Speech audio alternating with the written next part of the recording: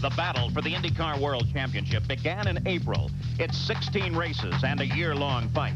At Phoenix, Rick Mears had the pole, but Al Unser Jr. declared his intent early, taking the lead only to give it back to Rick. Al found his fight with his new teammate, Bobby Rahal. Rahal edged Al out for second. Rick Mears took the win, and with it, the points lead. Winning Phoenix at the beginning of the season is definitely a good way to start as far as the points go, but it's going to be a long season, and now we're really going to have to buckle down and just stay serious about it and see what happens. 2 weeks later, Little Al roared to the front, chasing championship points and a third straight Long Beach win. Teammates Danny Sullivan and Emerson Fittipaldi tangled in the first turn. Michael Andretti jumped hard on his brakes to avoid the incident, but in doing so, stalled his engine. Michael would sit and wait as the field flowed past. He fell to last, but was able to battle back to fourth place. Little Al controlled the race, chased by Fittipaldi, reminiscent of the 1989 Indianapolis 500. But this time, the roles reversed. Unser was uncatchable. With his third straight Long Beach win, Little Al took the points lead. Winning Long Beach was really great, but we're here in Milwaukee this weekend to get our first oval victory. Last week's Indianapolis 500 was a most unusual race. Pole sitter Fittipaldi jumped to the lead and stayed there for 92 laps. A wheel bearing exploded on Danny Sullivan's car, sending him into the turn one wall. Danny was dazed, but not hurt, and is ready to continue the fight. Pancho Carter also suffered a bad wheel bearing that sent him ricocheting off the turn four wall. In the pits, the Penske team struggled to help Rick chase a changing track.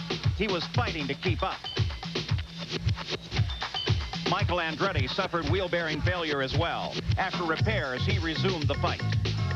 Fittipaldi's lead was lost when his tires blistered on the rapidly changing track. Others were fighting similar problems.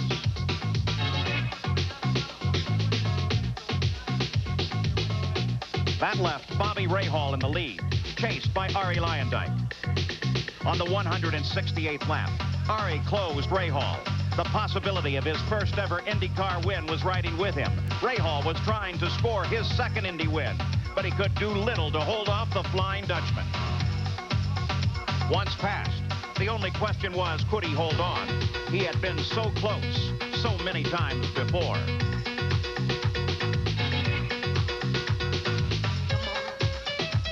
Arie's crew could scarcely believe what was happening. The dream had in fact come true. Luyendyck's first IndyCar victory circle was in the biggest of them all. For Luyendyk and his team, it was $1 million payday, and at first it was a little overwhelming. The excitement of Indy has calmed down a bit, and now it's time to get on and try and win the championship. The defending PPG IndyCar World Champion is Emerson Fittipaldi, and he is locked in the season-long fight challenge by the young points leader, Al Unser Jr., in pursuit of his first championship. Third in the points is three-time kart champion Rick Mears. As now, all eyes focus on the PPG Cup, the symbol of the IndyCar World Series champion.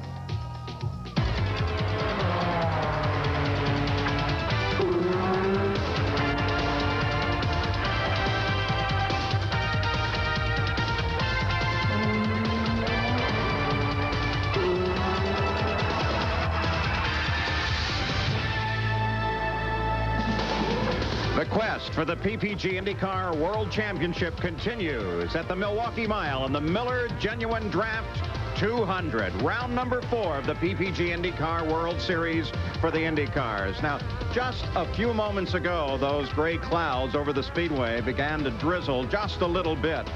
And as a result, a lot of the umbrellas came out, but you can see that the drivers are at their cars. There's Arie Luyendyk, the Indy winner. Umbrella overhead, but he's ready to go. Even has his earphones plugged in. There's Rick Mears. He is the pole sitter here today, and he is ready to go racing.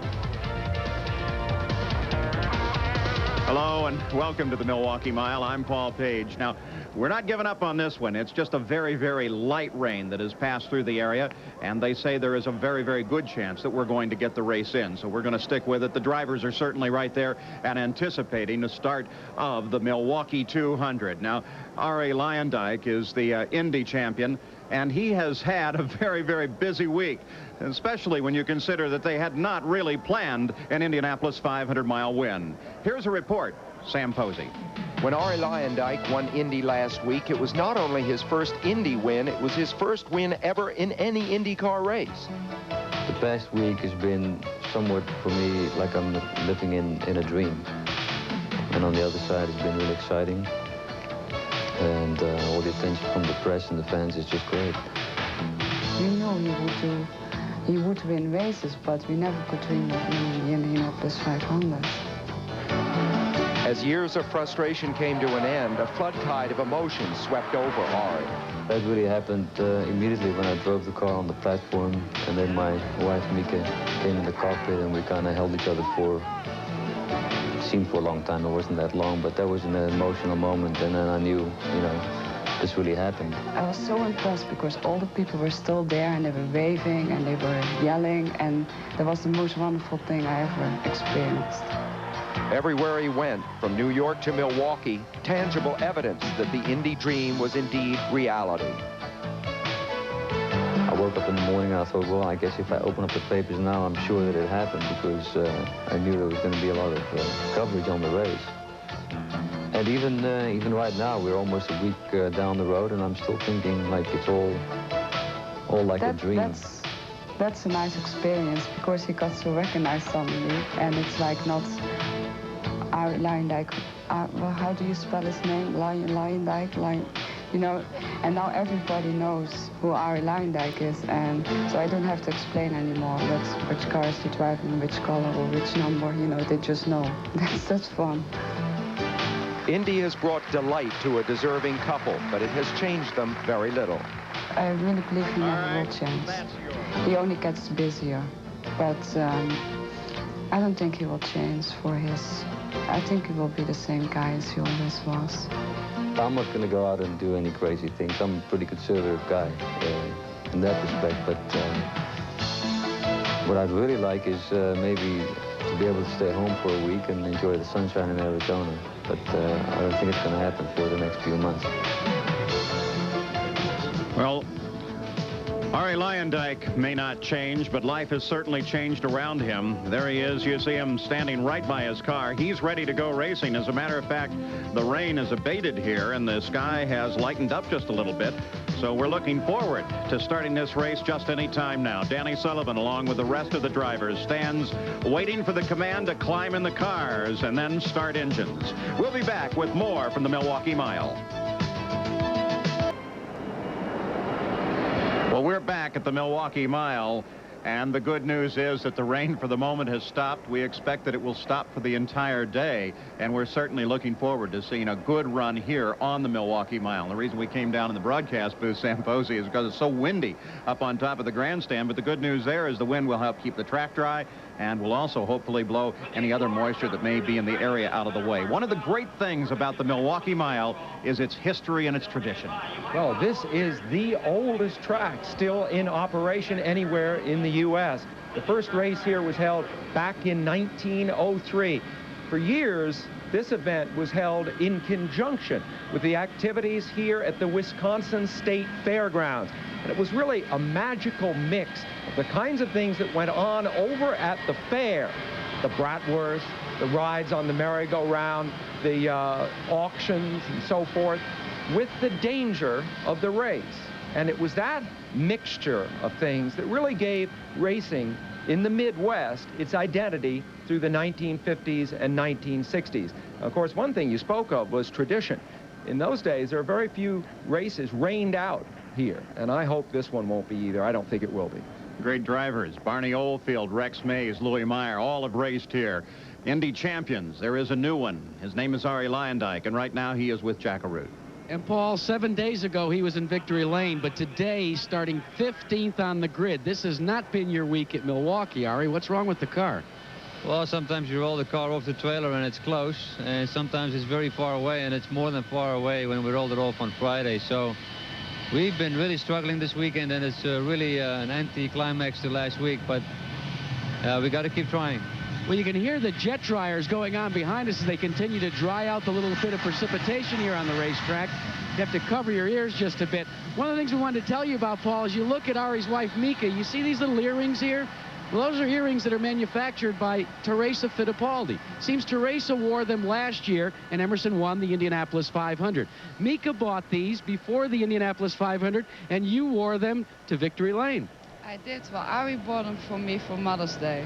He's not my mother, but he bought them. How much you want to bet the entire 33-car starting field at Indianapolis, their wives and girlfriends have those earrings next year? Teresa Fittipaldi may do a land office business. There is Danny Sullivan. You can see he has his two-way communications, earphones already in. His hood goes on, and the drivers are getting ready to climb in. So as we are set to go racing here at the Milwaukee Mile, let's take a look at this 21-car starting field. On the pole, Rick Mears, his 5th consecutive pole on a 1-mile oval. Outside is Danny Sullivan, who finished 2nd here in his championship season of 1988. The 2nd row, Michael Andretti, a back-to-back winner here in 86 and 87. His father is outside. He has 4 victories and over 4,500 miles to his credit on this historic course. Inside row 3 is Bobby Rahal, the runner-up here in 82 and 87. And Emerson Fittipaldi, only 1 of his 11 victories have come on 1-mile ovals. The 4th row, Scott Brayton, a steady drive last week, earned him a 7th finishing position at Indy. And Teo Fabi, who finished 3rd in this event 1 year ago. Al Unser Jr. is still looking for his first win on an oval. Raul Boisel notched an impressive 4th place finish in his last 2 appearances here. The 6th row on the inside, John Andretti, the 2nd member of the Porsche team, making his 2nd start at Milwaukee. And A.J. Foyt, who made his 2nd career IndyCar start here in 1957 and won $127. Scott Goodyear making his first start here. And Eddie Cheever has 2 top 10 finishes in 3 starts this year. The 8th row, Arie Luyendyk, earned $1.1 million in last week's Indianapolis 500. And Jeff Andretti, 4th member of the famous Andretti racing family, making his first IndyCar start. The 9th row, Pancho Carter. He's making his 17th start here at Milwaukee. And Dean Hall, who drew a great deal of attention with his smooth performance at Indianapolis. The 10th row, Tony Bettenhausen. His first start at Milwaukee netted him 9th place in 1979. And Randy Lewis, a veteran driver, making only his 4th start on the Milwaukee Mile. And Roberto Guerrero, starting at the rear after a pair of crashes yesterday. And the command just given to all of the drivers to climb in their cars. Danny Sullivan already there. He anticipated that because it got nice and bright here over the main straightaway. And there is little doubt now we are going to go racing, and it should be a great afternoon. Now, we mentioned Rick Mears on the pole, but his pole speed is about 3 miles an hour faster than the track record he sat here qualifying on the pole last year. Bobby, what's happened? Well, Paul, last year, CART decided that the cars were just going a little bit too fast, so they changed the rules to slow them down a little bit. Now, at Indianapolis and at Phoenix, it didn't really seem to make any difference because they ran about the same speeds as they did last year. But here at Milwaukee, this is a flat racetrack, very little banking to help the cars through the turns. So what's happened is they've slowed down here about 3 to 4 miles an hour. Now, it would appear that the rules makers kind of won the battle over whether to slow the cars down or not. But in the outcome, the race is going to be just as fast, and people keep asking, does it really make a difference if you're going to hit the wall, whether the car's doing 150 miles an hour or 160 miles an hour? And I say, hey, it doesn't really make that much difference. That comes from a man who's at the wall at both 150, 160, and a few above that. So we're looking forward to the start of the Milwaukee 200 here on the Milwaukee Mile. We'll be back right after this. Well, welcome back to Milwaukee. There's the weather forecast for the afternoon. The wind's really blowing over the top of this track, though. The past few minutes, they've died down a bit. A chance of showers. We've had one, but it's moved through the area. And certainly the hope is to get this race in. It will make it a very, very tactical race once the action begins. Let's go down the main straightaway. Here's Gary Gerald. At the head of the grid, Paul, Danny Sullivan, a week ago at Indianapolis, encountered a problem with a wheel bearing in the right rear early in the race. Got into the crash wall, turn number 1. Fortunately, not injured. He's back at Milwaukee, and he's back with a vengeance. He sets outside his teammate in the front row, second fast. Danny, the question, I guess, is going to be, however, your teammate 3.5 miles an hour faster. What's the key for you to be competitive, to keep the pace and have a shot at victory here at Milwaukee? Well, I think the big thing is just stay with him, try to stay on the lead lap. But we're going to have to conserve the tires in the car because they seem to be giving up after about 50 laps. All of this threatening weather, how much is that going to play into strategy now in this race? Well, the race can be called after 101 laps, so you don't want to get too far back. You want to stay there in case the weather goes bad right around the halfway distance. And a quick question about the wind. You had a practice session this morning after the rain out yesterday afternoon. It was very windy. How will that affect drivers today? Well, it bothers you quite a bit coming off of turn 2, but it's not too bad every place else. It's the same for everybody, so we're not going to have to worry about it too much. Danny Sullivan alongside teammate Rick Mears, ready to go here at Milwaukee, Paul, in the front row. And here's what's on the line today. Over $700,000, 1 mile around this course, 200 laps. Rick Mears is the defending champion. It's very, very flat here. Danny Sullivan already indicated to you that this will probably be very tactical. In fact, back in the pit areas, they have very special weather radios and communications with flight service so they can find out what the weather may do within the next few minutes. It should make for a most interesting afternoon. Now, let's go to the straightaway once again, and here is Jack Arute. And Paul, I'm with Ron Strain, who's the Vice President of Finance for the Miller Brewing Company, for those great familiar words. Mr. Strain? Gentlemen, start your engines.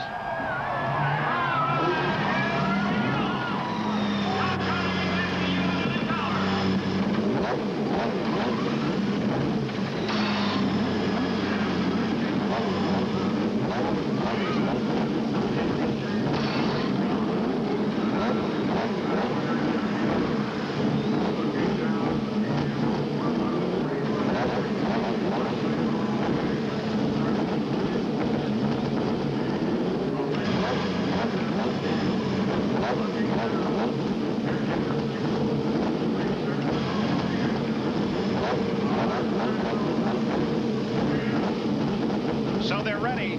21 Indy cars. Unlike last week, the rows will be of 2, a smaller, a shorter, a tighter course. They call it a bull ring on board. Live shot from Al Unser Jr.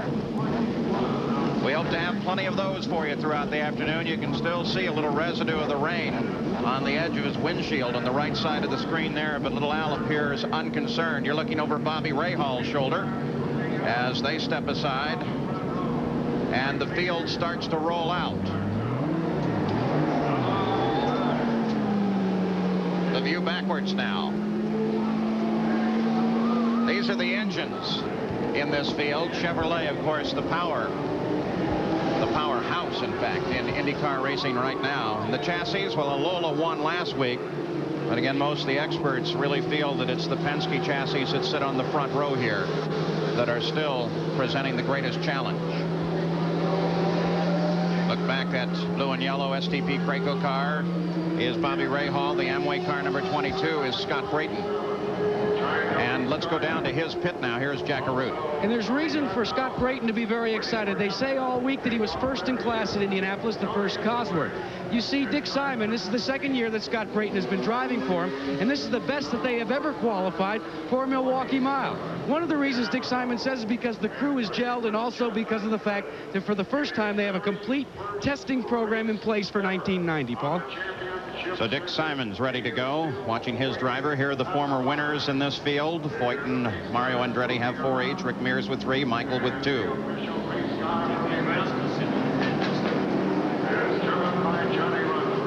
Taking a look back now from the rear of Michael Andretti's car as he sits up in front of Bobby Rahal. Michael with 2 victories here. Very definitely a contender on board. Al Unser Jr. He looks almost casual as he glances about, noting these grandstands here. And the points right now, he, of course, is the point leader with 48. But this is a nice, tight fight.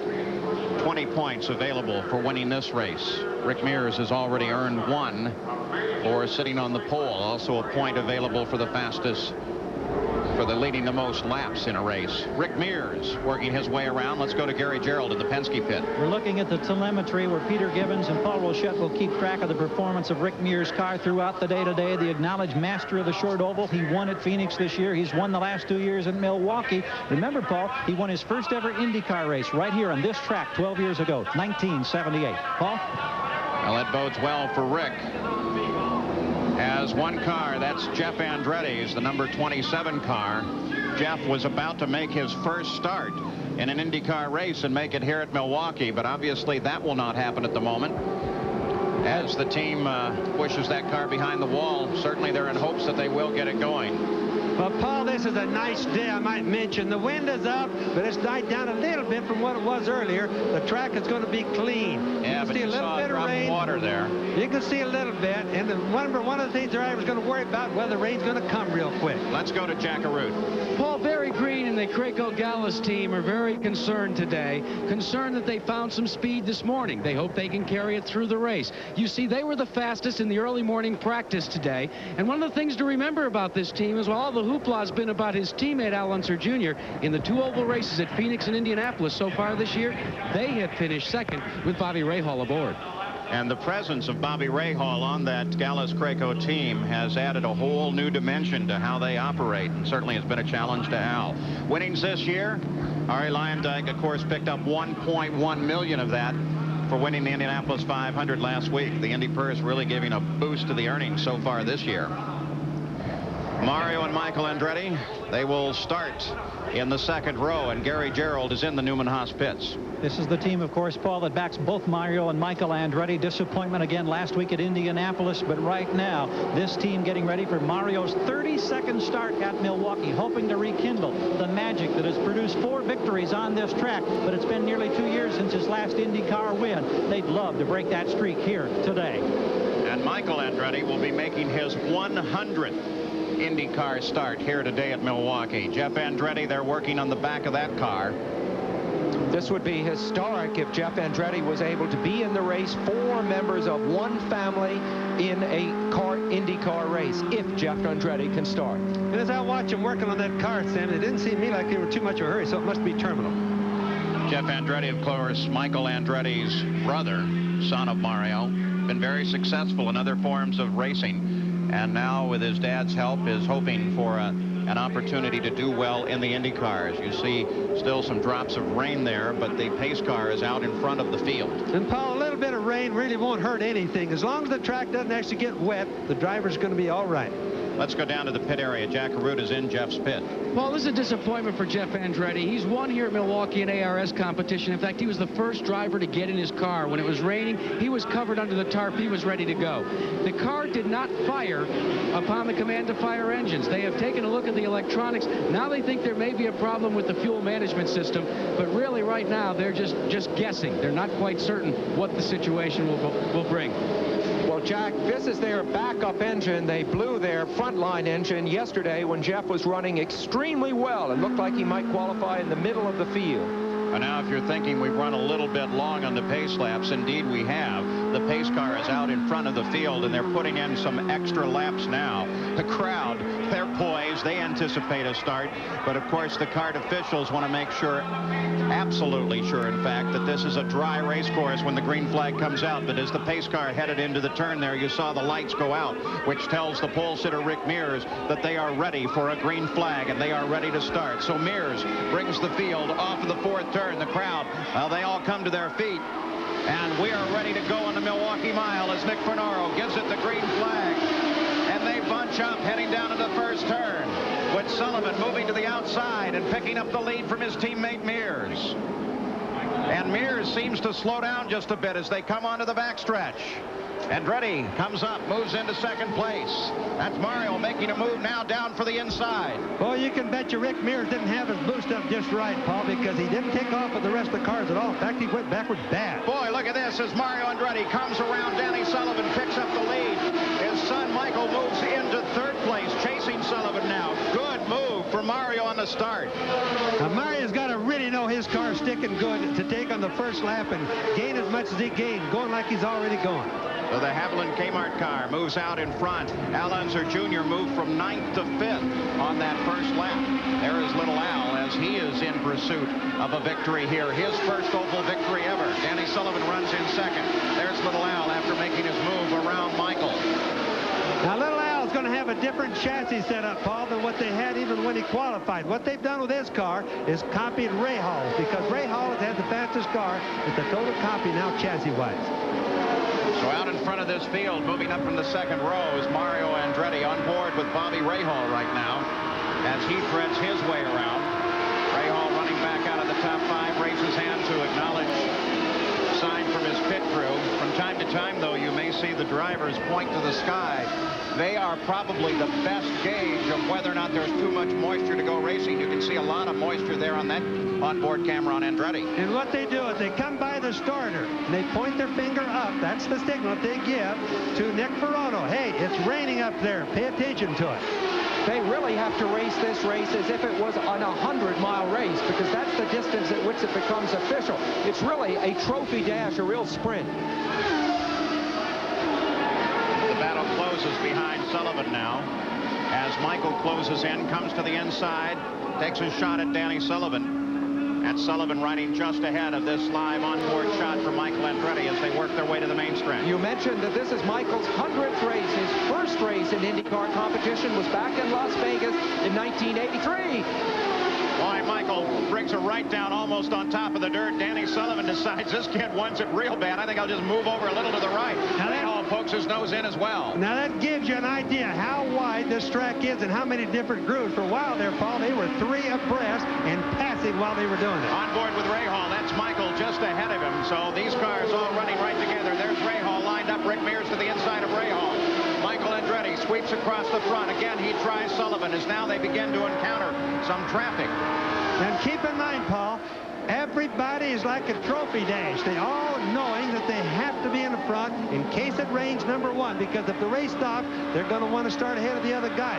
So right now they're going like it was the last lap of the race. A pass for the lead as look at Al Unser. He just came up on the home stretch right behind Mario and picked up the lead of the race. You indicated, Bobby, that he would try and do just that. And look at little Al. He's flying now. And other than this morning, that's a brand new race car to him, like he's starting all over again. But they've been floundering. And now he's found what he needs for the ovals. From 9th to 1st in just 6 laps. And as Bobby says, he's found what he needs for the ovals. Remember this amazing historic fact. As successful as little Al is, he has never won a major race on an oval. Never. So the Valvoline car of Al Unser Jr. moves to the front. Mario Andretti picked up the lead on the green flag, jumping up from the second row.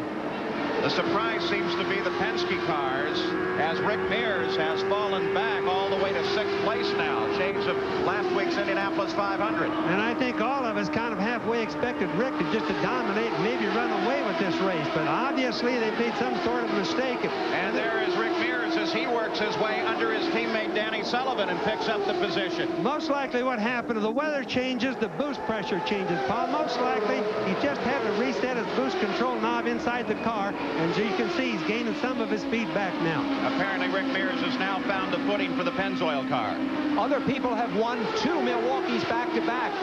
No one has ever run 3 in a row. Rick Mears has a chance to do it, but as you said, he's made an uncharacteristically bad start. Well, there is Mears now running in 5th. We're on board with Bobby Rahal once again. He runs right behind Michael Andretti as Michael threads it down in the turn. Look at those angry clouds overhead. They could play a part in this day's race. Onto the home stretch. Michael is able to pull out just a bit, but not that far. Rahal still very definitely in contention. We see the angry clouds, but the drivers probably do not. The track here is very rough, and you have to concentrate on the pavement right in front of you. And you see all of the cars in the lead have been dicing with other cars, so your concentration is on that car in front, and only subliminally do they see those clouds. This is the battle for 3rd place between Michael and Bobby Rahal. Out in front, it's Al Unser Jr., followed by Mario Andretti. And this, of course, is Carl Haas.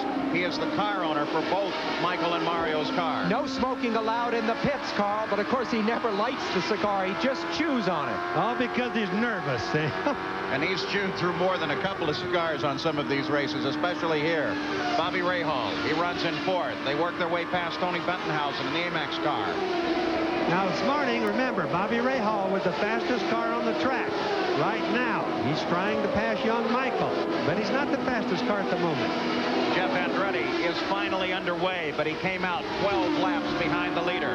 Look at Rahal trying to thread alongside of Michael. He moves to both sides. Now he comes high into the corner.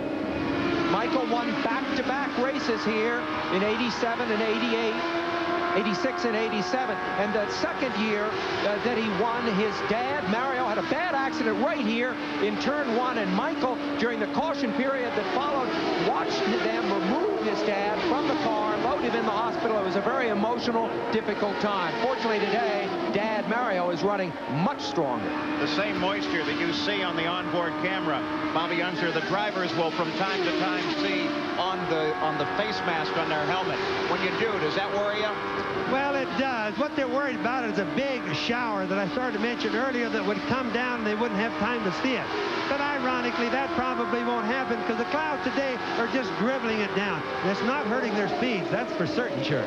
The fight continues between Michael Andretti and Bobby Rahal for third. We talked about the tradition here. It used to be a dirt track until the mid-50s when it was paved. It's gotten very rough over the last few years, and you see them all struggling with those bumps. The fight continues. The rain continues to hold off, and we're running on the Milwaukee Mile.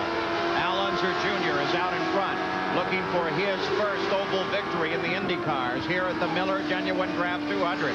Right now, little Al is leading by 4.2 seconds over Mario Andretti. We'll be right back.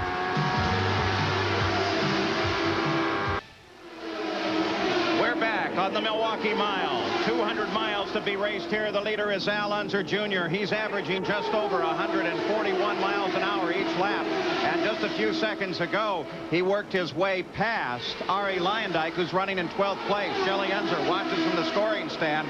The skies may be gray overhead as we take a look at the fight for second between Mario Andretti and Michael Andretti. A family feud going on here. Well, the skies are gray. The air is heavy and moist. And these engines love it. 161 cubic inches, turbocharged, developing nearly 800 horsepower. They love this kind of air. They're definitely going to make more horsepower because of that, Paul. It's very much like you say. But they're also, the tires are going to like it. The pavement is cold, or it's nice and cool, it's crisp, and it's clean. A.J. Foyt and Danny Sullivan battle with one another for 7th place as Foyt comes down inside Danny. And Foyt's going to try him. A.J. was third fastest in the warm-up this morning, so he is a real threat. This is not a fluke. And yesterday, when A.J. was practicing in front of Mario, he got here. And look at him go ahead. A.J. Foyt moves up. Well, right in here yesterday, A.J. had a big slide, and he corrected. Here's a man 55 years old who had the reflexes to bring that slide back under control. Mario drove alongside him, gave him a big thumbs up, and they laughed about it afterwards. Now, Sam Foyt's another guy that totally changed his car from qualifying till now, and it's obviously working a whole lot better. The Copenhagen car, A.J. Foyt, works his way into 7th place by getting around Danny Sullivan. Let's go to the pits. Gary Gerald. Roger Penske, Richard Buck, the Rick Mears team all on the wall waiting for their car. They put tires and equipment up as if they might bring him in early. Thus, it would be a 3-stop race. On the board, no indication. They were conservative on the start only because of the cold racetrack call. They said there's no problem with the car. Rick seems to be happy with the balance and the setup. Let's go up pit road to Jackaroo. Gary, with a marked contrast down here in the Al Unser Jr. pit. They will not tell us when their first scheduled pit stop. The reason? They don't think this race is going to go the distance. So now they're recalculating everything, trying to think more in terms of 101 laps versus the normal 200 laps. Now, I told you this race would be tactical. As a matter of fact, computer technology has jumped into IndyCar racing. Every one of those scoring stands will have 1, 2, maybe as many as 4 little laptop computers, and sometimes larger than that, as they calculate fuel mileage, everything they can. Now, Bobby Unser, the suggestion was you had to make it at least to 65 miles and stop, and then carry another 70 miles if you were going to make it a 2-stop race, which is, of course, everybody's objective. Well, Paul, you can tell how hard everybody's running right now. They're turning very fast speeds, and what that means is they're going to use more fuel. Most of them have 2 gears in the transmission, one for racing and one for what you call cruising, if you can call this cruising sometimes. But what they're doing now is they're using up more fuel. Most of them are probably going to be looking for pit stops around 60 miles if we don't have a yellow, or 60 laps. And that's what they're going to do, is they're going to say to themselves and the team, we have to stay ahead all the time in case it rains. The number 1 car is Emerson Fittipaldi. He currently runs in 5th place as he works down into the first turn. But Bobby, if they do use the boost and they do go hard on it the whole way and it does not rain, what then? Sam, racing is always a gamble, as both you and I know. And they're going to gamble today because winning is the only thing that's important in this business. On board now with Al Unser Jr. He leads this race. A team very conscious of fuel. Rick Gallis keeps track of this car. They've had trouble predicting their fuel stoppage positions last year, and certainly they're well aware of it today. Well, Milwaukee traditionally, you see the two Andretti's, father and son here. Milwaukee traditionally is a race coming a week after Indy where those that were frustrated at Indy finally get to do something about it. And of course, if you look at the leaderboard right now, the men on top, Al Unser Jr., the two Andretti's, Bobby Rahal, and Emerson Fittipaldi, were all men deeply frustrated by what happened last week. Michael chases his father. Michael runs in third, chasing for second. You saw they threaded their way past Roberto Guerrero, who started in last place in the Alfa Romeo car. He's working a tough race today after spinning and touching the wall twice here in practice. Now look at the different grooves as we got the onboard camera going. Look at the different grooves, even between father and son. You can just see their cars are not always set exactly the same. This is a big day for the Andretti's. They have not run this well as a team since the middle of last year at the Michigan 500. This will breathe a lot of life into this organization, which really needs a shot in the arm. One of the cars you've already noticed suffering a problem is the 7 car of Danny Sullivan. Let's get an update from Gary Gerald. Danny Sullivan is this much trouble. They are the best financed team, best organized team in the business, but it does not mean they can win all the races. Well, you know, one of the things I'm going to mention on the handling, Paul, is that the track is different. It's clean. It rained on it. It's different than it was yesterday. But what they can change in the cockpit, and the only thing they can change is the anti-roll bars, or what's called the sway bars. They can make them stiffer and softer. That's the only thing that the driver can do until he comes into the pits. And that makes one end of the car the other stick better, depending on how they change it or loosen it up, right? Yes, it does, Paul, and it's really quite a minor adjustment. The car has to be relatively close, otherwise it won't do much for his speed.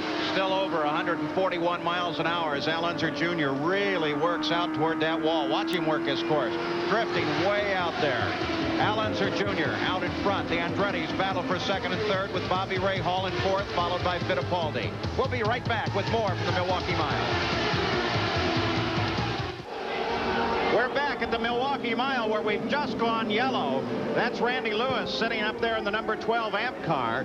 He was running alongside of Al Unser Jr., the leader of the race, when they both lost the back end. Both of them went into a quick spin, and the yellow has been brought out as a result of this. And the good news is that little Al didn't touch anything and was able to keep going. You see the emergency crews rolling to the aid of Randy Lewis, who sits up against the wall, and here is the leader. Let's go to Jack Arute. Paul, a quick survey by the Gallis crew shows that they flat spotted all 4 tires, so they will change tires and take on fuel. But other than that, it looks like a nominal stop for Al Unser Jr. He is off and away. Let's go to Gary Gerald. And both Andretti's come in tandem. It's Mario behind Michael as far as pit position is concerned. Both left side of Mario. Everything looks good for Michael. Routine with a tire change. They do it under the luxury of the yellow. And Mario will beat his son out of the pits cleanly. Paul? So under the yellow, all of the leaders making a stop. Little Al was in and out in 12 seconds. This comes at the 43rd mile, so Bobby Unser right now, it's a 3-stop race. Yes, it is, Paul, but it couldn't come at a better time because everybody kind of agreed that if they went to 20 laps and it came yellow, they would all pit. Well, this came at 40-some-odd laps, 42 laps, so it's a perfect time to pit. All right, let's go back and take a look at what happened. There was quite a pack running together there. There is little Al threading to the outside of Randy Lewis, and they touched. But look at that. Look, as the other cars thread their way through, little Al gets it back under control and is able to keep it rolling. Well, what happened there is little Al was passing on the outside, passing Randy on the outside. Randy, obviously, Lewis didn't see him, so he was squeezing little Al into the wall. He could only go out so far, and then he had to stop. That's when they touched. Randy Lewis has had problems with what is called understeer or pushing off that turn both days of practice, and it's very hard, even if he had seen little Al there, for him to be able to tuck it in enough. And Danny Sullivan had to climb all over the brakes to keep from going into those spinning cars. Al Unser Jr. now lined up behind the pace car. We have yet another angle of that accident. And we will take a very close look when we come back with more from Wisconsin State Fair Park in the Miller Genuine Draft 200.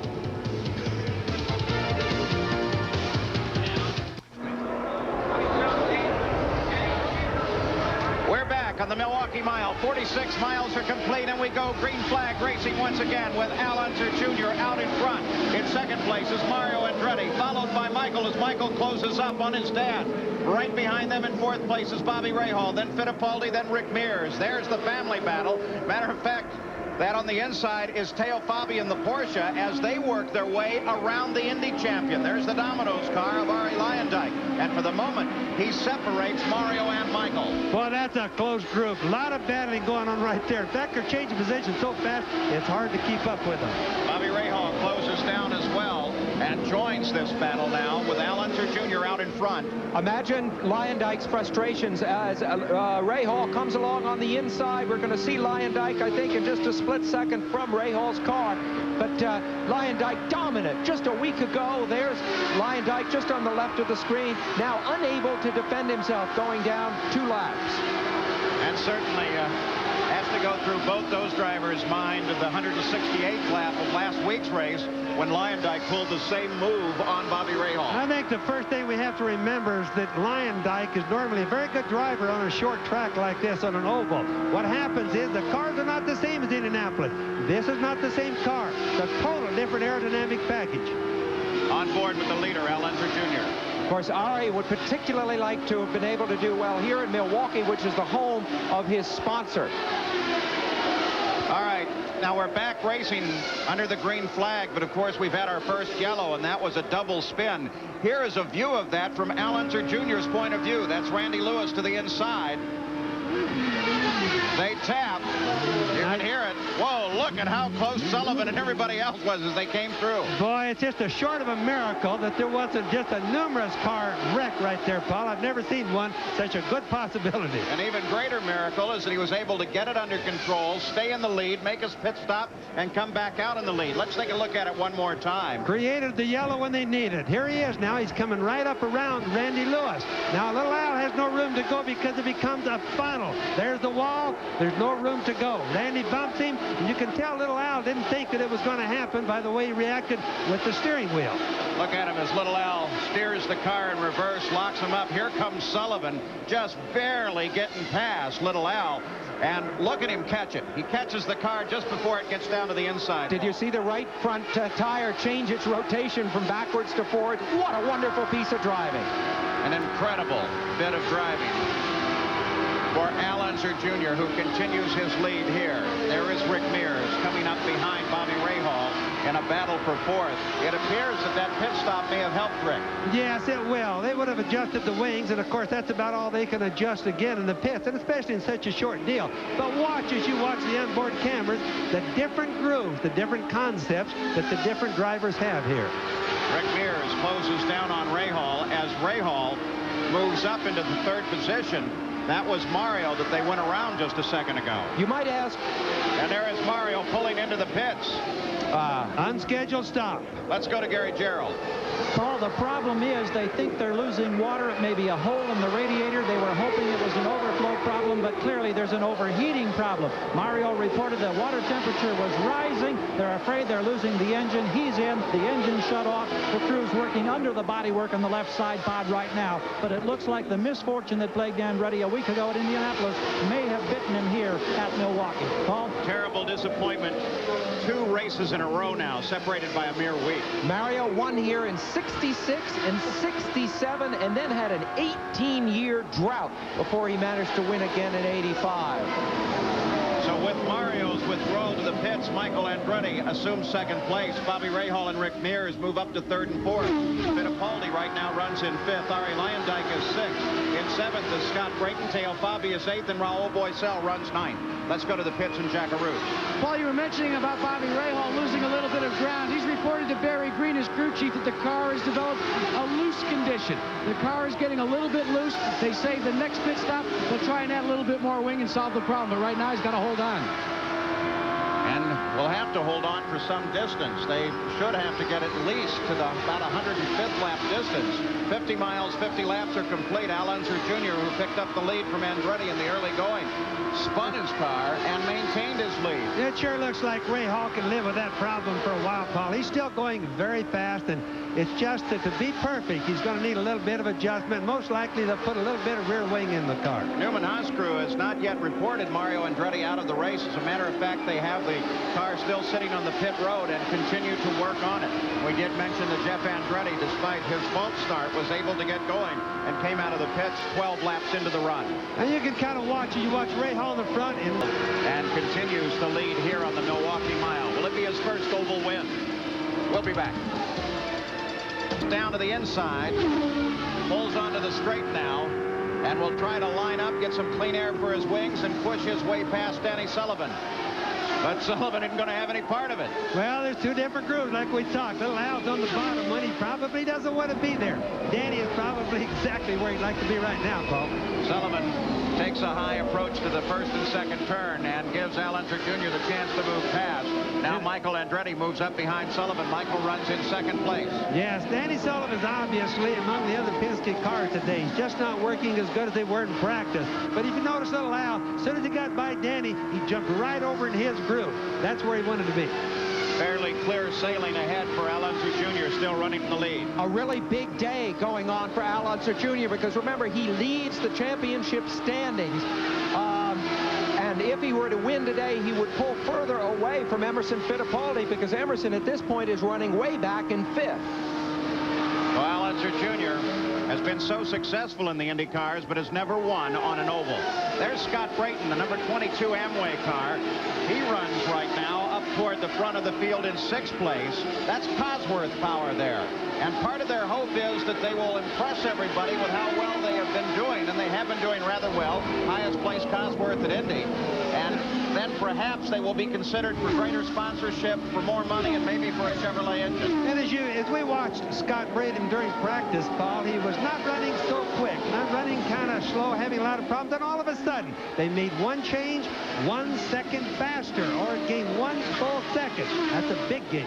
Scott Brayton has yet to score his first IndyCar win. Brayton drives for the Dick Simon team, which last year had Ari Leyendyke on their payroll. Leyendyke finally got a Chevrolet engine, joined a different team, Team Shearson, and of course has won the Indy 500. Brayton is another one of these very talented men who has never really had the equipment underneath him and just needs that chance to show his stuff. Scott Brayton now ducks into the pits. And the question is this on the timeline for them? Did they come in under the yellow, or is this really their first stop? That's got to be a non-scheduled pit stop. It doesn't come a good time for them, Paul. Well, they're at lap number 70. The leader, Al Unser Jr., kicks it off. And they're working routinely. So Scott Brayton gets some service from Dick Simon's crew. As a precaution, they spray some water on the fuel valve. All the teams do that just to make sure everything's okay. And in 19.9 seconds with a stalled engine now. Scott Brayton. Mario Andretti, they finally got it working, and he's out on the course. Let's go to Gary Gerald. As we see Scott Brayton's car pushed back toward the pit, Mario Andretti had just exited. He spent all that time in here. The crew replaced the radiator in the low left side pod, filled it back up with water, got him fired up. He's back in the race, but absolutely, of course, no chance to be competitive. Hoping that maybe the attrition rate will mean that he'll pick up a couple of championship points among the top 12 finishers. Boy, that is splendid work by the Newman Haas crew in 6 minutes and 47 seconds. And there is Brayton finally chugging his way out of the pits. 6 minutes and 47 seconds. They changed the radiator, the cooler. Remember, that was blistering hot when they started to work on it. Let's go to Jack Arute. Paul, in answer to your question about Scott Brayton, it was a normal stop, but it turned out to be an abnormal stop, and here's why. When he pitted, the clutch gave out. So now he's back out there with a faulty clutch. Back to you. And that explains why he's chugging out of the pits now, trying to make his way back up to speed. The fight is at the front of the field as Michael Andretti closes in on Al Unser Jr. They're separated only by a few feet, and they're running through traffic. Two Lola Chevrolets. From all the practical standpoints are exactly the same, set up differently, but the car is exactly the same. That's Raul Boisel replacing for this year the injured Scott Pruitt, who is making his recovery now after a practice crash at West Palm Beach back in March.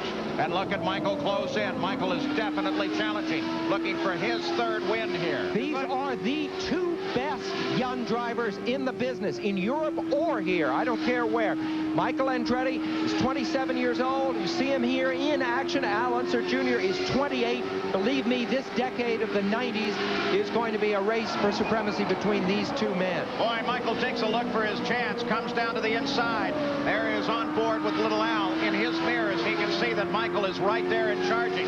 But that little run on the home stretch cost him just a bit, and he's had to drop back. Yeah, so what Michael's going to sit and try to do right now is to catch little Al in traffic. Like, for example, little Al decides to go to the left of some guy. Michael will gamble and go to the right with a hope that little Al will just get bogged down with the traffic. And that's the most likely thing to do.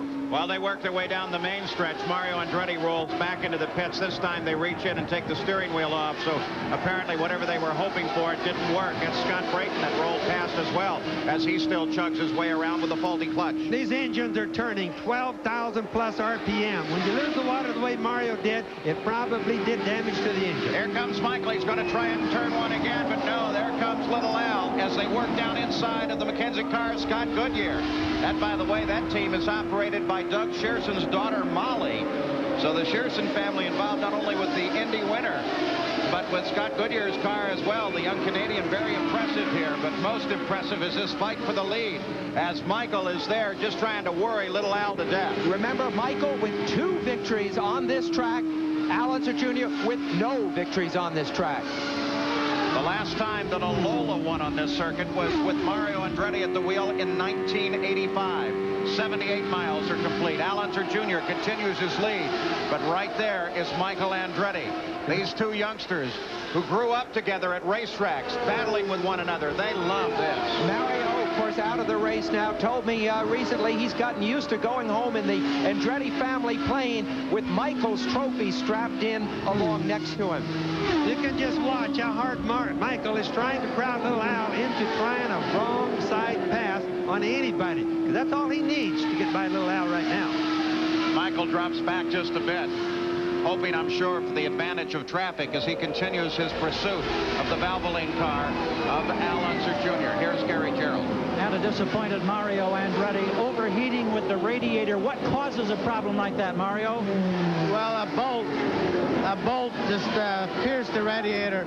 Obviously, it came, it was thrown from somebody's wheel. It must have been laying out on the track, so. 6.5 minutes and the crew replaces it. You go back out. We had thought maybe to chase points. Was there a further problem then? There was, for some reason or other, the oil temperature was way up.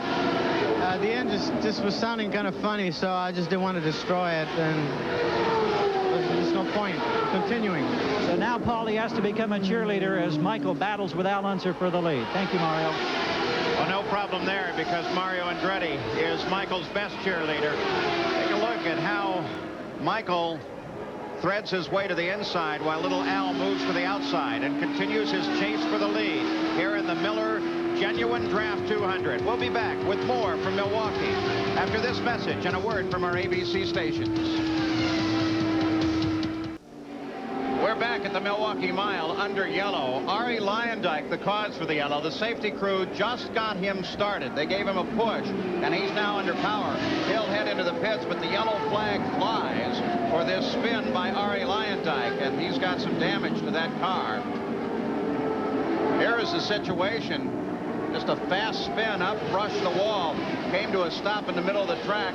Everybody that was running with Ari back about 12th place was able to get past. Now, when the yellow came out, everybody dived into the pits. This was just before the yellow, and that is Eddie Cheever in the target car, number 15 to the outside, as he chops Michael off going into the corner. As they come off of the corner, Michael Andretti speaks to Cheever. Well, Cheever lives in Rome for a long time, and Michael's Italian. I'm sure they understood. Leyendijk is into the pits, and they work on the left front wing, which is what brushed the wall. Well, that wasn't a very bad wreck. Awfully close to the wall, bent the wing a little bit. Boy, that's almost a miss, Paul. What a terribly frustrating day to come from the Indianapolis 500 win to struggle with your race car to 15th qualifying position, move up into 12th place, and then brush the wall. One of the refuelers in the Andretti pits. On board now with Al Unser Jr., who rides in second place. John Andretti, there he is, the 41 Foster's Porsche car, will get a stop-and-go penalty for bumping a tire during that last round of stops under the yellow. They'll assess that, of course, as the green comes out.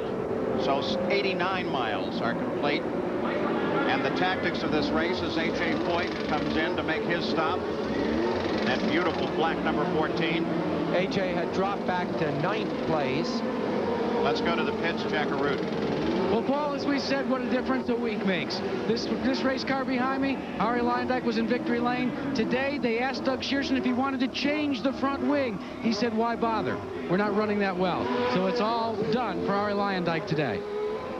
As A.J. Foyt completes his stop under the yellow and heads out. If I might say so, that is not a decision that Roger Penske would have made. To take a car that is running out of the race is an interesting decision in view of the point. Car is off, and we're racing with Little Al pulling up to challenge Michael Andretti, the leader of the race. Al moves to the high groove. Little Al works down, touches the inside between 1 and 2. On board now with Al Unser Jr. Now remember, they'll both have new tires on, and probably any adjustment they wanted, which would have been wing adjustment, they would have made. Now we'll see how they came out on their speed. Weather continues to hold off as we look back from underside Michael Andretti's rear wing at the Valvoline car of Al Unser Jr. On the main stretch, Michael threads his way down through 1. Now on board with Al Unser Jr. Only 8 laps short of the point where the race could become official. There's John Andretti as he makes that stop and go. The cart official is right there. He says take it out, and boy, John almost dumped the clutch just a little too fast and stalled it. Boy, too long a pause and go. That would be too bad a penalty if he'd killed his engine. So John Andretti, one of the 2 Porsche drivers here, back to the fight. Psychological factors are so big in racing, and it must be in the back of Michael Andretti's mind that if he could keep this man, Al Unser Jr., out of the winner's circle on the oval one more time, it might continue to fuel the idea that for some reason Al can't win on ovals. Al Unser Jr. comes up, passes the Porsche. There is Bobby Rahal. He runs in 4th place with Emerson Fittipaldi, the defending PPG IndyCar World Champion, chasing him. And as I mentioned when we watch the pit stops, and sometimes we see the guys kill their engines because their clutches move very little. You know, a ½ inch of travel on the clutch is a long way. So that's the reason they kill the engines a lot of times. On the other hand, surprisingly enough, for as much horsepower as they have, you need a lot of revs to get it out of the pits. Yes, Paul, they don't have any horsepower at low RPM. And they don't really have any horsepower until they get the turbocharger lit and get it going. So you have to take it up, what, 6,000, 7,000? Oh, they have to get up more than that and to even get the turbocharger lit. And then there's still a period of about 2 seconds, Paul. They just don't have much power. So it's critical the way they move in and out of the pits. There is Mika Luyendyk, Arie's wife, talking with Chris Stock, who has had his hands full this week, trying to keep all of their appointments scheduled. On board now, once again, the 2nd place car, Al Unser Jr. Saturday, ABC's Pro Bowler Spring Tour will continue as sports legends head to Las Vegas for the $110,000 Showboat PBA Senior Invitational. Live coverage will begin at 3 o'clock Eastern. Then ABC's Wide World of Sports presents the final jewel of the Chrysler Triple Crown Challenge, the Belmont Stakes. All coming up next Saturday here on ABC Sports. The fight now, Rick Mears, you can see closing in there, and Al Unser Jr. is just ahead, so Rick Mears in the Pennzoil car is closing down. This represents a real recovery by Rick Mears, a man who, in effect, took his car to the doctor and found some cure because he has been coming back and coming back very strong. Remember, Rick Mears on the right of your screen in the yellow car was the pole sitter for 2 days here, by far the fastest man and the man expected to win the race. And as they come around at this lap, they see the crossed flags from the starter, Nick Bonoro. That tells every driver here that they are at the halfway point, 100 miles, 100 laps now complete. So as Michael Andretti comes around again to complete 101 laps, it will be an official race should weather intervene. But it doesn't appear that that's going to happen. The sky is heavy, but the weather continues to hold off, and we have a very, very fast race going here. We'll be back. Handling good with an older car. Not much horsepower. And the running order after 100 laps as we look down through the entire field. Michael Andretti is still our leader, and Rick Mears is still trying to work his way up through the field. Lyondike, of course, will continue to fall down through these standings as cars lay down more laps. Lyondike already out of the race. Here's Gary Gerald.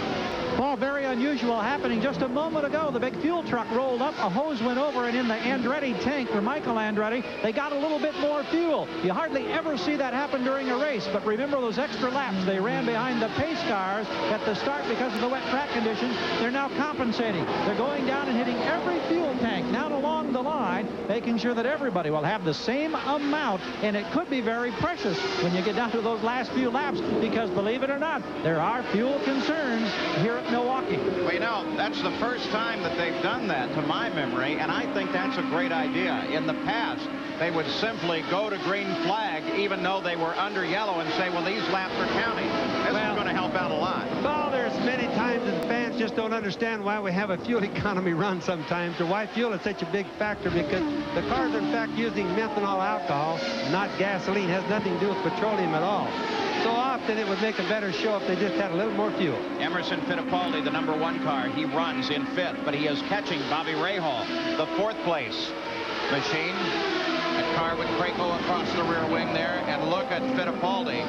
That's Raul Boesel, the red car just in front of them. He runs in 7th. They both try to overhaul Boesel. It's really abnormal to see this man, Emerson Fittipaldi, running as slow as he's been running today. Now, it's not to mean he's running totally slow, but he's not leading the race. Emo has really learned how to run oval tracks. Rahal still looking for an opening as he changes Raul Boesel, and on the first corner, Rahal moves past Boesel. Fittipaldi closes in as well. And if Boesel sees him, then Fittipaldi should have an opportunity to move past going into the 3rd turn. But Raul's not lifting at all. He made Fittipaldi earn that slot. Oh, he certainly did. They're having a good race between them. There's Rahal, who has been handling pretty good moving on. Emerson Fittipaldi putting the pressure on him hard. Now, the drivers are obviously having to face the idea that they're going to go the full 200 miles.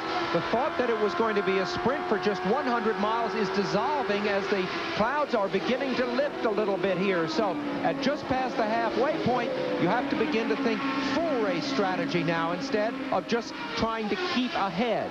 There's where the teams come in, Sam. It's so important, and I hope people realize that they have to be as flexible in their feelings and their actions as the racing drivers do, because the strategy just totally changes at a certain point.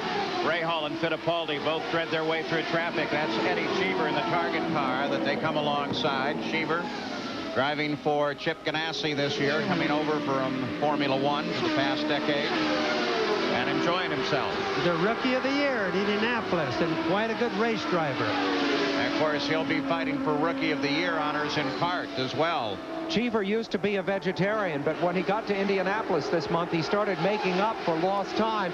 Of course, he'd been living out of the United States for so many years. He started going to fast food places with such frequency, he came on to be on a first-name basis with many of the waitresses there. There is Teo Fabi, the Foster's Quaker State Porsche. He runs back in 11th place. Remember that Porsche had a whole new car designed for this season, all carbon fiber, and then a rules change in January forced Derek Walker and that crew to regroup. And since that time, they've been struggling to get back to the point they really felt they should be. As professional as Teo is, I think his morale has been suffering a little bit in recent races, because he had really staked his career on the success of this Porsche. And right now, are they going to win this year? It's a long shot, frankly. Got a glimpse of Ed Natman there, who's keeping track of Michael Andretti, the leader. He manages both the Andretti cars. IndyCar racing is so competitive today that when the people like Porsche get behind in their testing and the development work, it just seems like it's impossible to catch up after that. Well, and of course, it wasn't all Porsche's fault either. There was a rules reinterpretation, I should say, over the winter that went disadvantageously against Porsche, and that set them back significantly for this year. Strange, too, with the team manager, Derek Walker, who is actually on the rules committee. It's a wonder he couldn't argue on his own behalf. Well, he did argue, Paul, but they lost it. It just shows you that the powers are 24 votes, not one. So Bobby Rahal in the SDP Craco machine runs in 4th place, being chased by Emerson Fittipaldi. Michael Andretti leads. Al Unser Jr. is 2nd. Rick Mears is 3rd. We'll be right back. We're back on the Milwaukee Mile at Wisconsin State Fair Park. I'm Paul Page with Bobby Unser, Sam Posey, Jack Arute, and Gary Gerald. Michael Andretti, you're right on board with him right now. He is the leader of the race with 129 miles of the 200-mile scheduled distance completed. He's being chased by Al Unser Jr. Now, as we watch Michael come through here, there he comes. Little Al sits back. He just came off of the turn as well and is set up behind Danny Sullivan. So a couple cars in between Little Al and Michael, but Little Al is closing down, and Bobby Unser, they're running a whale of a clip. They really are, Paul. Because of the threat of rain, we know that they started off the race with a blistering pace.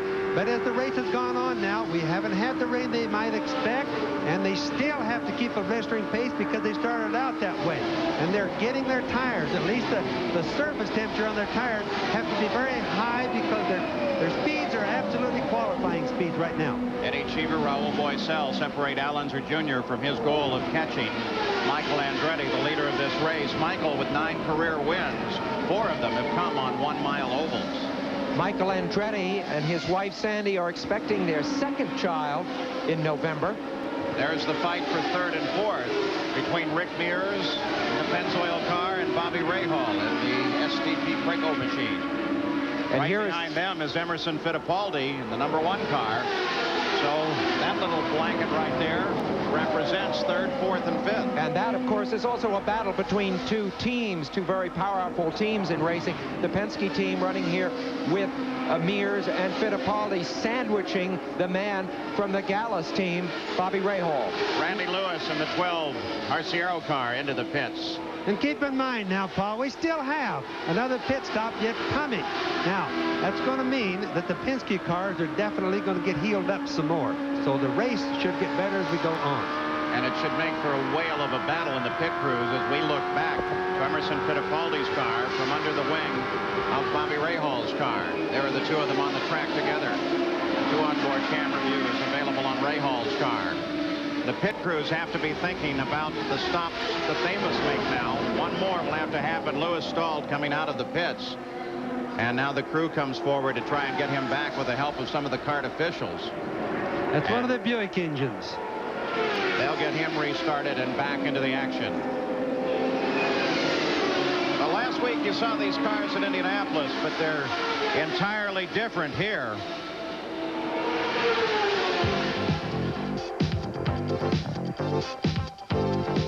One of the significant differences in the way a car is prepared and set up to race at Milwaukee as opposed to the way it ran last week at Indianapolis is found here at the rear wing.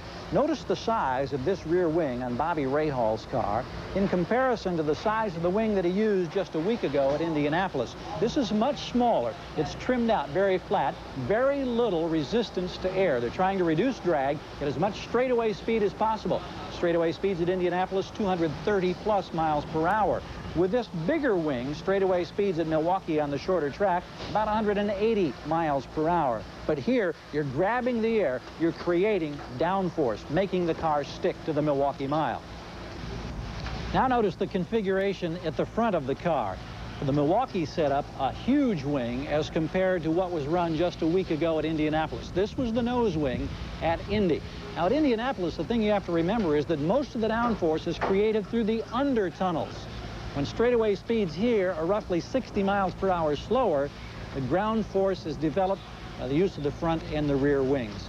Tremendous difference in the setup of the car from one week to another.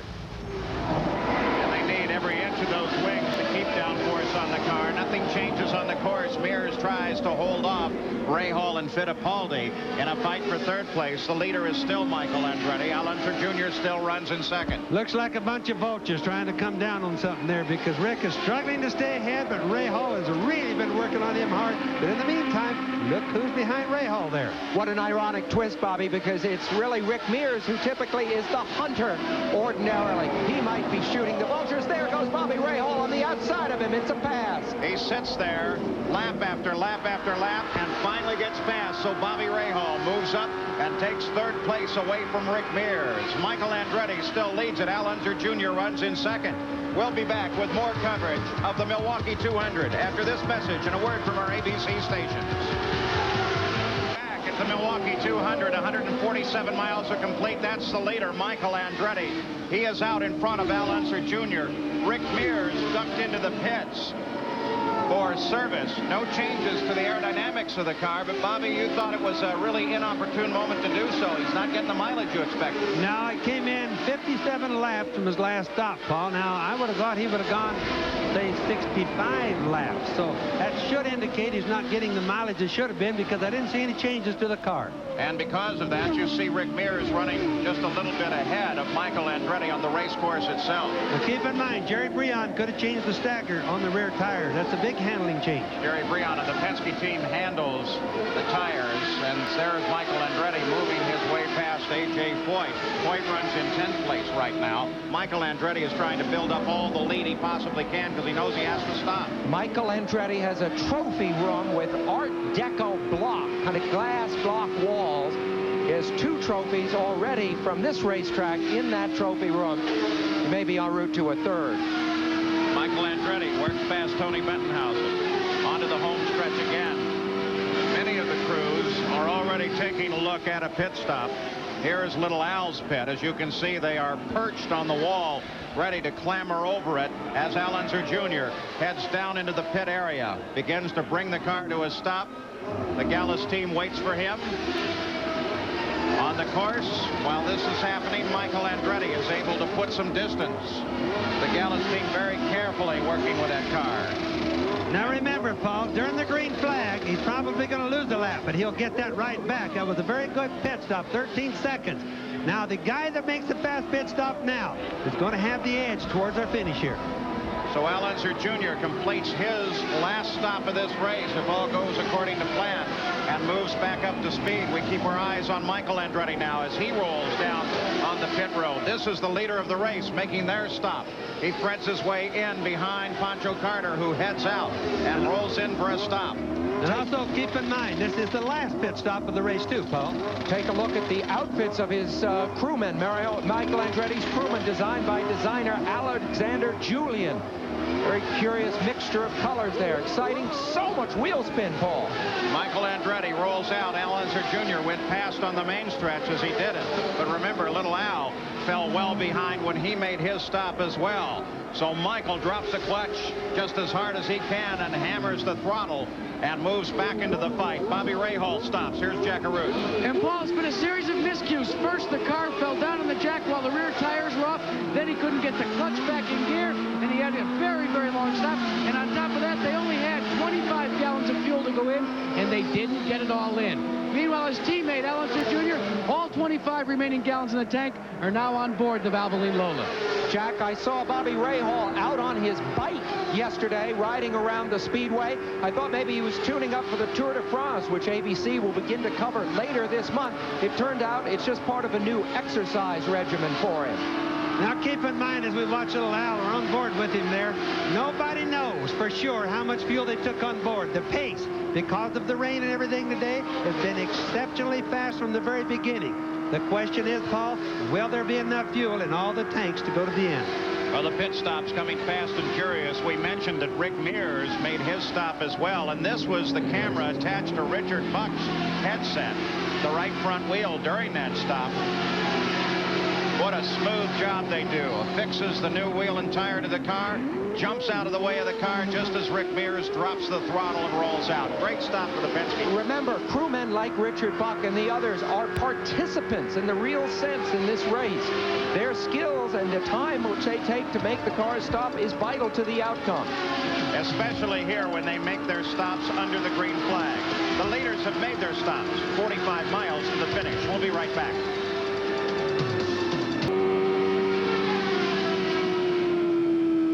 We're back at the Milwaukee Mile. 161 miles are complete. 200 laps, 200 miles the scheduled distance. The leader is Michael Andretti, working his way on the main stretch once again. And he has a fairly substantial lead over the second place car of Al Unser Jr. In third is Rick Mears. Fourth is Emerson Fittipaldi. Here's Gary Gerald. Well, now's when you hope that your fuel calculations are right on target, because all Michael Andretti has left is what you see, the line right behind the pitman's foot down here to the nozzle. There's barely a trickle of fuel left, nothing to do him any good. That's the situation for Andretti as his crew now tries to determine, will it be enough to get him to the checkered flag. Let's go to Jack Arute. Gary, remember when we talked about early in the race where the Gallus team didn't think they'd be able to go, didn't think this race would go the distance? Well, they've taken all the fuel that they can on board. There's only about, well, actually about this much fuel right there left in that tank. That's not even enough to go an extra half a lap. They've taken as much as they can, but when I checked with Rick Gallus, he says, we don't know if it's enough to finish the race. And remember that they did refuel these tanks owing to the early yellow laps. They took extra pace laps on this course. Now there is Al Unser Jr. Now take a look back and you will see Michael Andretti. Michael leads this race by a full 17 seconds now over Al Unser Jr. That's the first place car. And every time, Paul, that you see a race that's been this competitive and this fast all throughout the entire race, it always comes down to fuel. Is there going to be enough, or who will run out first? Well, here's something to consider there then. Michael Andretti, you may remember, ran out of fuel while leading the last lap at Elkhart Lake, Wisconsin, about 50 miles from here last year, getting over the wind to Danny Sullivan. And the two cars that are lurking in third and fourth, Mears and Fittipaldi, are both Penske cars who conceivably are operating a little different strategically today. Well, today, Sam, the race has obviously been Lola first. Two Lolas working in first and second, and then two Penskes in third and fourth. Roger Penske's not going to like that. But more importantly than anything, it's going to come down to who has planned their race the best with their fuel. The other thing, too, about the two Penske cars, Mears in third, Fittipaldi in fourth, is there is direct onboard telemetry from the car to the pits, so the Penske team knows what's happening with the car relative to fuel and engine performance all the time right there in the pits.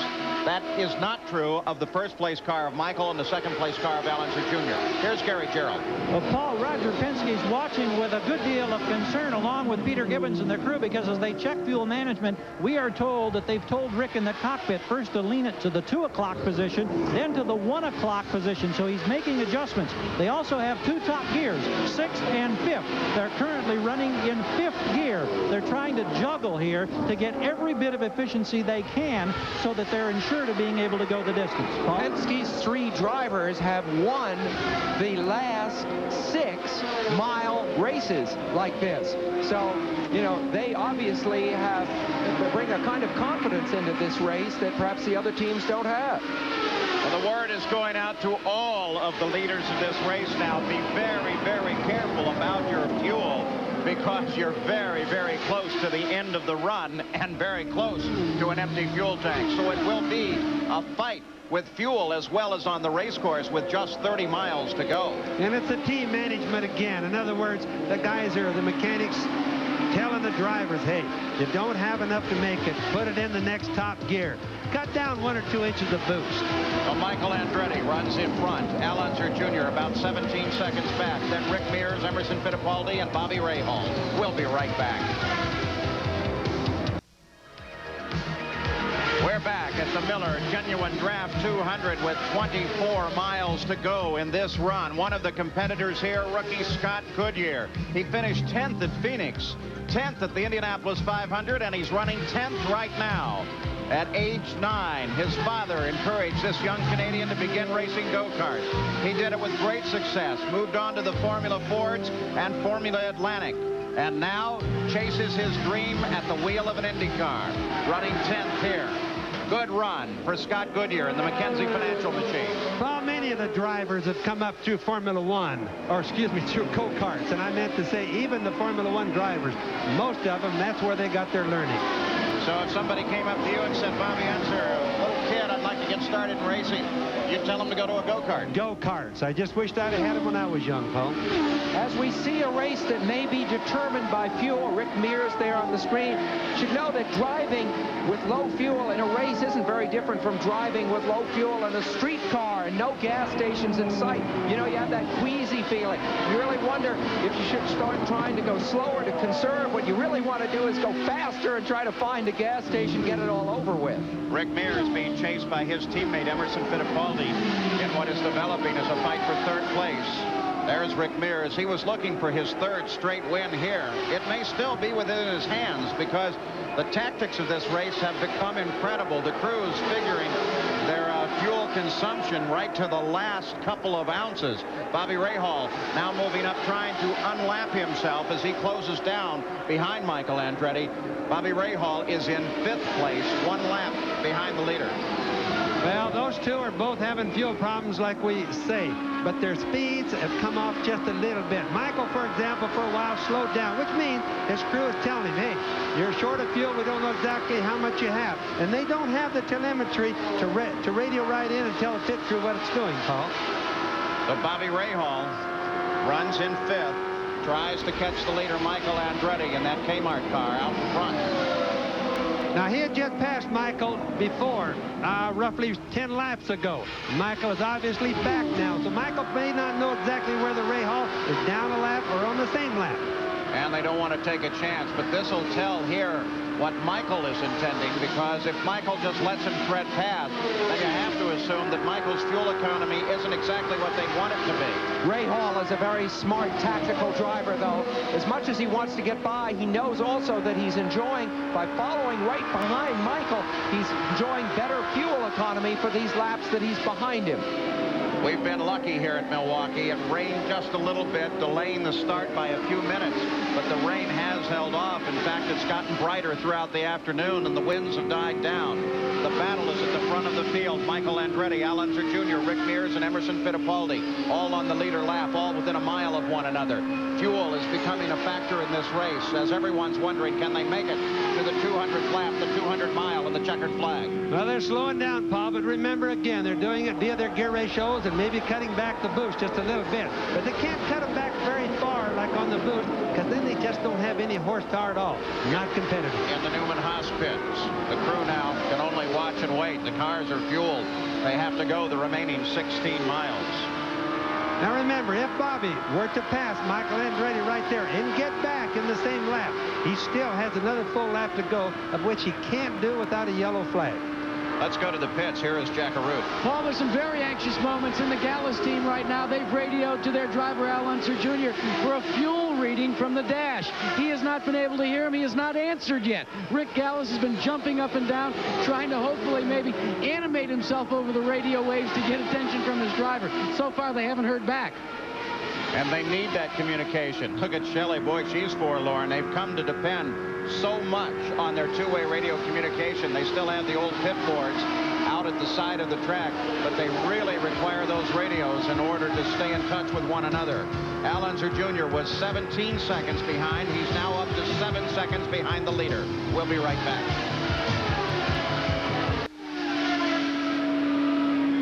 Back now at the Miller Genuine Draft 200 with just 10 miles to go, 10 laps to go. Michael Andretti is out in front. He's being chased by Al Unser Jr., Rick Mears, and Emerson Fittipaldi. Here's Gary Gerald. And Paul, the concern, the apprehensions over fuel are very alive in the Michael Andretti pit as well. We have confirmation from a tight-lipped team that, yes, indeed, he's trying to drive conservatively. The emphasis is on saving fuel. This race could be a sensational finish. Reminder of the long road course at Elkhart Lake last year and the problems that Michael Andretti had in the last lap. We hope that's not the case from his standpoint, but I guarantee everybody's hanging on to the edge of pit wall right now.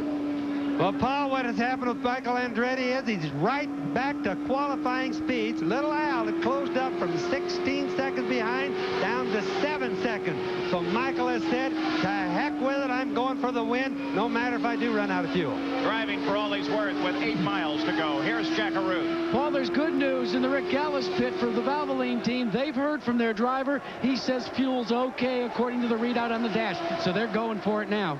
So everybody making a run for the checkered flag now. Al Unser Jr. chasing Michael Andretti. Take a look. There is the leader, Michael Andretti, the Kmart car. We look back here about 5 seconds back, the Valvoline car. That is Al Unser Jr.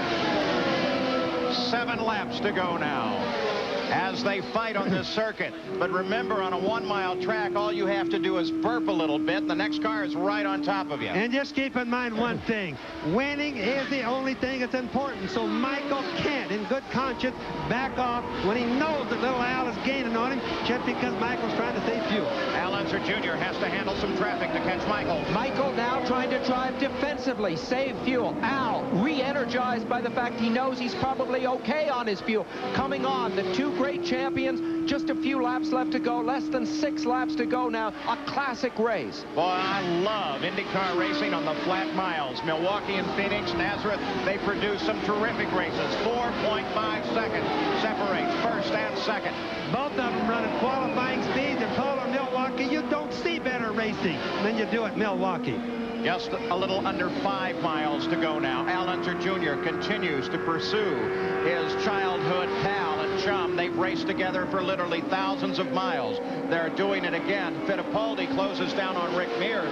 This is a fight for 3rd place, and it is within the Penske team. You can see Rick as he come out of that 4th corner there that maybe he was just a little bit loose. Remember, their tires are pretty far down. They're really light on fuel. They can't have much left, so the car's going to skip around a lot. Emma's really going for it. Back on board with Michael Andretti, still out in front by a tick over 4 seconds. Al Unser Jr. still chasing. In Michael's pit, they continue to watch and time. There is the Gallis pit, keeping track of Al Unser Jr. Little Al trying to close down, get around Boisel so that he can chase Michael Andretti. He's closed up just a little bit more, about another half second. They're flat out. Little Al can't run any harder. Fuel has nothing to do with it. If it quits, it's just going to quit on him. With 3 miles to go now, Fittipaldi also closes on Mears in that fight for 3rd place. They're racing all around this circuit. The leader now look back for little Al as he continues to work his way through this field. He's dropped back a bit now, just over 5 seconds. Watching now from the Gallis pit. You watch as you see little Shelley, Al's wife, and Tina Gallis. You can tell whether he's making mileage just by what they look like. Michael Andretti works his way down on the inside. He was expecting to see the white flag coming off of this lap. But Michael Andretti rolls into the pits. We suspected there would be a problem with fuel. There definitely is. Michael Andretti slowly now through the pits. As Al Unser Jr. moves to the lead of the race, Michael Andretti rolls into the Newman Haas pits. There's Al Unser Jr. out in front, on board with Michael Andretti, on board now with Al Unser Jr. They try to refuel the car. They get it refueled. He rolls back out. But here comes Al Unser Jr. to win the race on the very last lap. Well, Paul, that was a race of all times. Michael ran out just about like we figured could happen to one of them. We just didn't know which one. And for Al Unser Jr., his first victory on an oval. A historic moment, something he has been waiting for more than 20 years. His first win on an oval.